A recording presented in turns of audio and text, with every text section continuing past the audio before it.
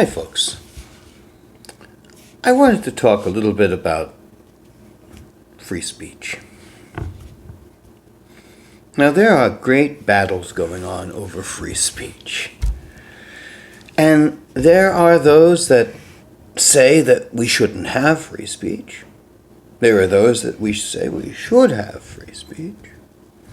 There are those that we should have free speech with limitations. There's a wide cornucopia of various thoughts on this. And going along with all of that, we've had tremendous issues of violence when dealing with the freedom of speech.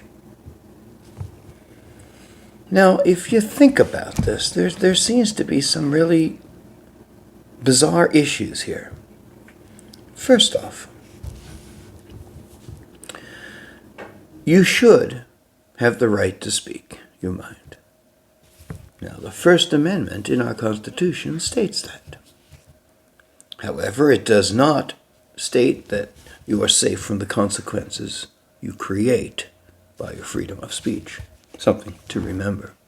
But you should have the right to speak your mind. That is what's so important. That's why patriot blood was spilled on the ground. And that's why our Constitution was written, to do the things that other countries wouldn't allow.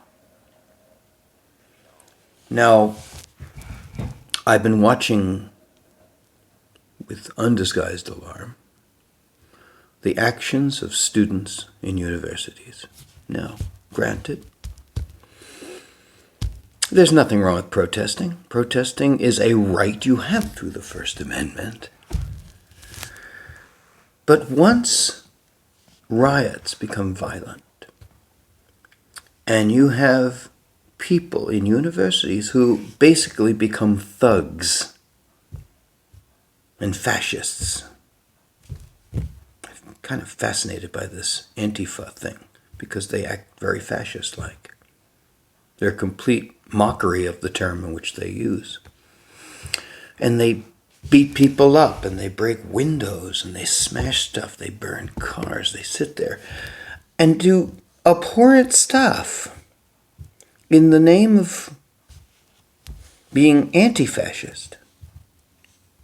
Now, of course, you have fascists, which I want no traffic with at all.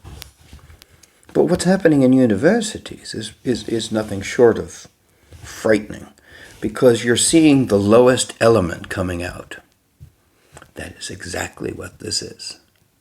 This is not a high degree of intellectualism, because that's intellectualism would say, let's talk, let's debate. But when you get the thugs to come out, you get the lower tier of intellectual prowess. That's what's happening. Another thing I find rather frightening is the rampant stupidity of this whole term of political correctness.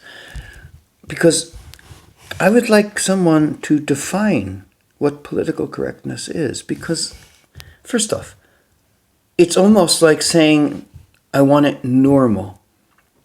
It's a relative term. It does not have a direct and total definition.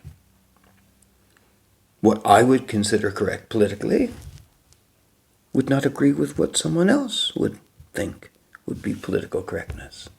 And so on and so forth, right down the line. So it's kind of a bogus term. And it allows, in a sense, the fringe elements a theater in which to speak. You got to remember that in this whole thing that's going on right now, you're not seeing the mass of students protesting. You're not seeing a great deal of any one of these various groups protesting. You're seeing the fringe elements. You're seeing the scum that rises to the top of the dish you're cooking. And these are the people that are breaking windows, that are smashing up cars, that are burning things. First off, if they're a member of a school and they do that, they should be gone. Let someone who wants to learn be there. Get rid of these idiots. Because you know something? A good deal of what they're doing has to do with ignorance. And you got to remember, what is the ugly sister of ignorance? Arrogance. And so all of this is going on. It's a rather frightening thing. Another thing to mention is that people seem to be offended. They seem to be frightened by certain speech.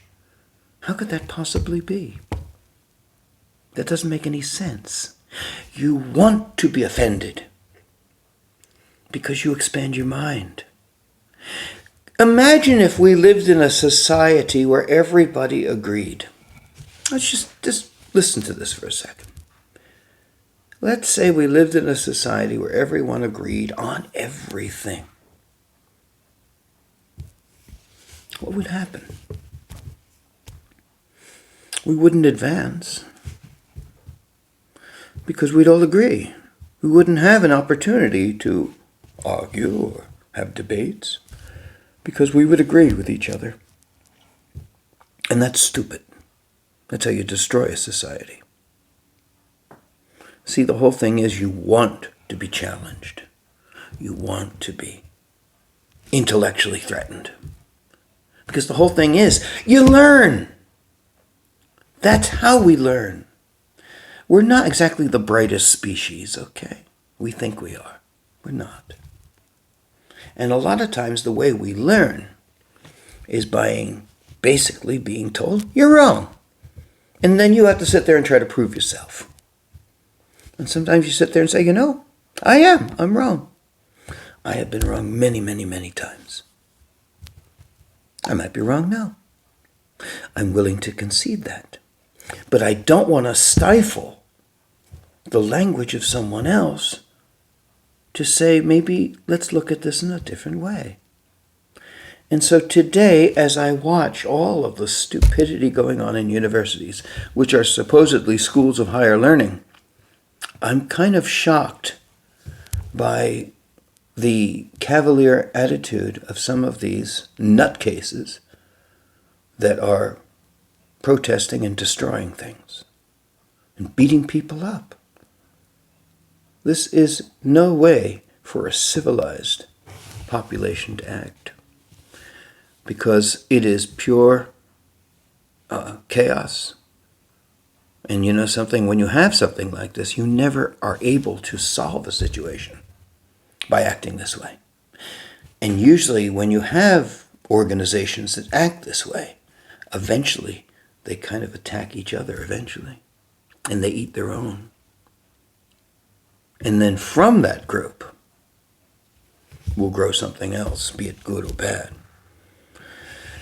So I wanted to mention this because I find it so frightfully stupid, this whole argument. It's a great right to be able to speak your mind. It's something you should be very thankful for. Because can you imagine a society where we all agreed, or at least tried to agree because we were ruled to agree, and we all walked in lockstep? What a horrible, horrible world that would be. Think about all this. And maybe those of you who protest and destroy and hurt and threaten, there's nothing wrong with seeing opposing points of view, because that is how you learn. And sometimes we don't realize that. Sometimes we don't know that. But you're in a house of higher learning. Study. Expand your mind. Get offended. The best thing that ever happened to you. Believe me, you will learn from it. Thank you.